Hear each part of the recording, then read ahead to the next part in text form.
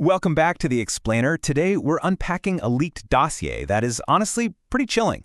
We're talking about a file that dropped in the dead of night at exactly 0311, and it brilliantly and terrifyingly blends the absolute bleeding edge of particle physics with advanced psychological warfare. We are looking at a literal master plan to map the fundamental building blocks of the universe directly onto human behavior. I mean, imagine for a second, if your deepest anxieties or even your moments of pure joy weren't just emotions, but engineered shifts in the quantum field around you. Well, that's exactly what we're digging into today. So this file was tagged with a very specific code name, neutrino. And as the character Elara points out in our source text, that name is definitely not a joke. By definition, a neutrino is a thing that passes through everything and almost never interacts. Just sit with that for a second. We're talking about a threat so incredibly small, so fundamental, that it just slips right past all of our usual psychological firewalls without tripping a single alarm. It's the perfect setup for what we're about to explore, a covert, almost totally undetectable threat targeting the human mind itself. And that brings us to the core mystery of today's explainer. What actually happens when a psychiatric clinic weaponizes particle physics? Following the perspective of a character named Kael, we quickly realize that the mastermind behind this whole clinic, this entity known as the Darchitect, has drastically escalated their methods. They aren't just flipping through standard diagnostic manuals anymore. No, they are pulling out significantly shinier and vastly more dangerous tools. Section 1. The Project ATM Threat. Moving from standard diagnoses to quantum fields. Okay, to really grasp the threat here, we have to define the adversary. The Darchitect is the main orchestrator behind the clinic, and their ultimate goal is just wild, the administration of human souls. Now, Elara makes a great point here. The Darchitect isn't acting out of superstition. They know that if you genuinely want to control and administrate souls, well, sooner or later, you're going to have to get interested in what those souls are actually physically made of. They aren't just diagnosing depression anymore. They're actively tracking the up, down, charm, and strange quarks that supposedly create it.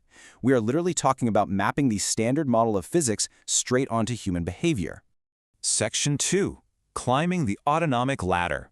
Journeying from the quantum seed to the human soul. Kael and Elara soon realized that the clinic hasn't just dreamed up some neat new theory. They'd built a terrifying, actionable control panel out of human biology. It's like climbing a ladder. At the very bottom, you have fields, the quantum sea. The Higgs field settles, giving particles mass. That mass allows quarks and electrons to become atoms. Atoms bond into molecules, molecules form cells, and those cells wire up into a nervous system. That nervous system generates your autonomic states, which shapes your mind, and sitting at the very top of that entire stack is the person, your life story, your choices, your moral imagination. Think about the sheer scale of that. They are tracing a direct line from a microscopic fluctuation in the quantum sea all the way up to your current mood and ultimately your moral imagination. Project Atom turns this entire ladder of human existence into a dashboard they can control. Section 3. Mapping human state attractors, building a 3D landscape of the mind. So you might be wondering, how does this highly theoretical physics ladder actually operate in a real-world clinic? Well, they aren't trying to magically beam thoughts into your head like a sci-fi movie. It's way more subtle than that. They use trained models to recognize what they call state attractors. Basically, these are high-dimensional shapes formed directly from the patterns of electrical and magnetic changes in your body. Imagine your standard smartwatch data, but infinitely more invasive. They're tracking your heart rate, your sleep, your micro-movements, even the exact tone of your voice. But they're using it not just to count your steps. They're mapping the literal terrain of your mind. It was never just about billing for clinical hours. It was always about learning the exact, precise coordinates of human state space.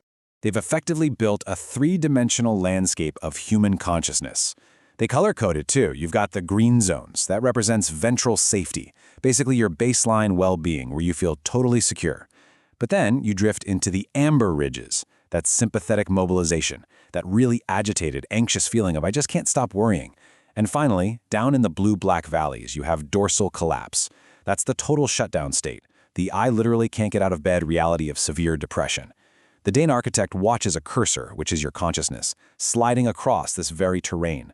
They can actually track you drifting along an amber ridge of pure anxiety, straight down into a blue-black valley of collapse. They have human suffering meticulously, mathematically plotted out.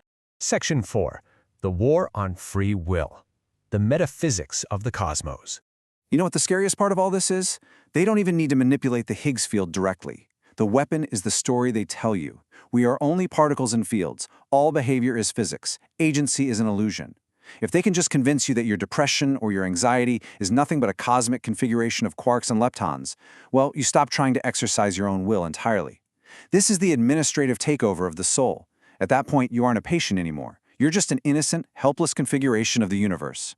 And this creates a profound tension. It's a massive fork in the road for Kael, and honestly for all of us. On one side, you have biological determinism, or what Elara calls imaginative oblivion. It's surrendering to the idea that you are only excitations in fields. But right there on the other side is human agency, imaginative remembrance.